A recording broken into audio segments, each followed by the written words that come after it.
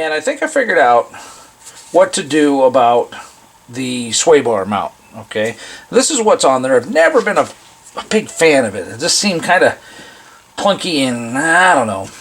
I just never cared for it. It comes in too close to the ball joint. It comes with the coilover shock. It had to be trimmed on this side just to clear. I think what I've come up with is drilling a hole here that the connecting link, okay, can go in here. And I thought about that before, and the reason I didn't do it is because the, you know, that plate there, you know, and I thought at one point of just cutting the plate off and then doing what I needed to do and then weld it back on, but that doesn't help with the bolt coming through. That has to come down through there, and it's extremely hard. It's a royal pain in the ass to try to get that nut on the bolt when you're trying to hold all that together. Okay, so what I finally decided to do was I cut this out just to help figure out where I wanted that hole.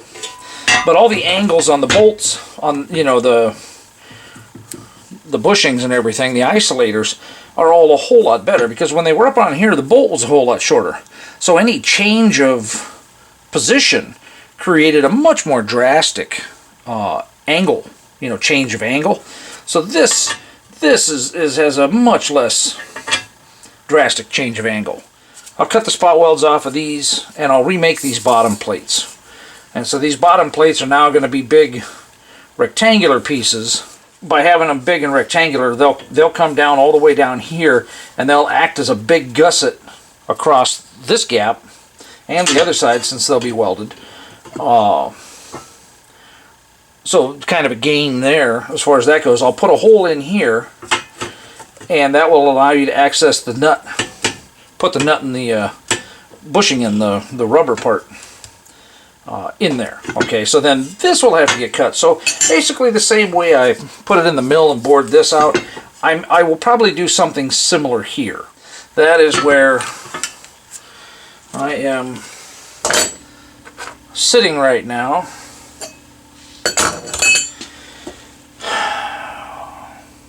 Thought I had one step forward, but you know, pretty much 2 steps back.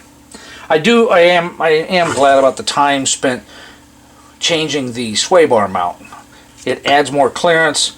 It'll be more effective. It cuts down. It doesn't really cut down any work.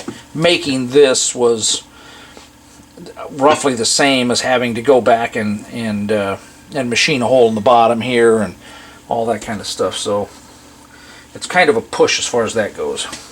I put aluminum in here. I got this clamped in. It wiggles up and down a little bit, but it's really solid side to side. And I have most of the wiggle taken up here. So why I'm doing this is I drilled a hole with a hole saw, kind of a pain in the butt, and then I trimmed the rest with the air body saw. What I've decided to do is, because I'm going to be welding, I'm going to be using this plate with this mounted on it. Okay, when I've decided to redo the part, and so then this part's going to be welded on here, basically like that. So I really don't need any of the material underneath there. You know, and welding it all the way back to here is going to create way more strength than it originally had anyway. So I think what I'm going to do is I'm just going to come in and I'm just going to hog it out and cover that hole and everything. And I did it like this just for minimum metal removal. But now that I'm going to do it in the mill, I think what the hell, I'm just going to do it. Because what I want to do is I want to take and weld a strap in on the other side here as reinforcement. I'm going to do that on the bottom. I'm going to do that on this side as well. Okay, just because I like overkill. And in order to get at the back side of that tab there and that stuff, it'll just be a whole lot easier if I just clearance this out, put those pieces in, do that welding, and then slap that big chunk on there once that part's made and weld that down. So that's what I'm doing. And this will make it a whole lot easier and a little bit cleaner. I may cut it out with a cutoff wheel first on the other ones.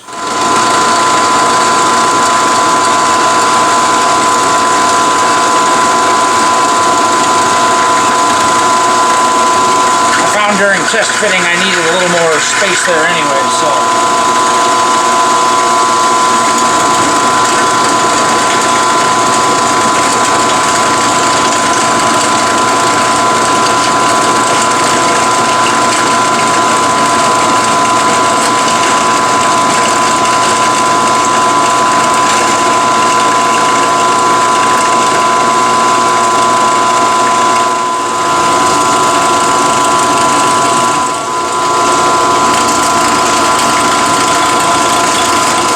That ought to do the trick. You know, normally I could worry about the fact that that isn't perfectly straight across, but I'm going to deburr it and call it good, because it makes absolutely zero difference. Once the other piece is welded on, you won't even be able to see it if you wanted to. The middle left a good bit of burr, and there's a little bit of, you know, the TIG is just a little proud there. And I want that plate to sit down on there nice and flat. One, I want to get rid of the burrs, and two, I want to flatten it out, so I'm just going to use the belt grinder. Take that off lickety-split, and I really don't care about the burrs underneath. I'll probably hit them with a hand deburr, but this will get the majority of it out of the way.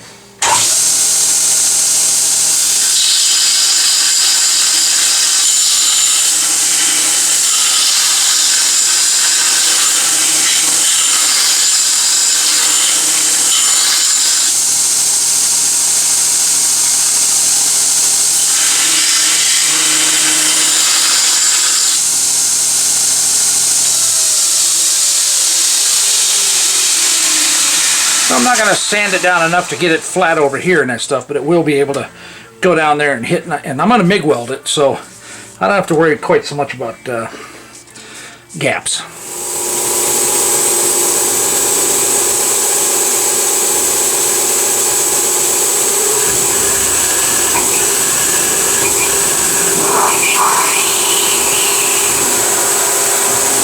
Cool, I slowed that down a little bit, no more black chips.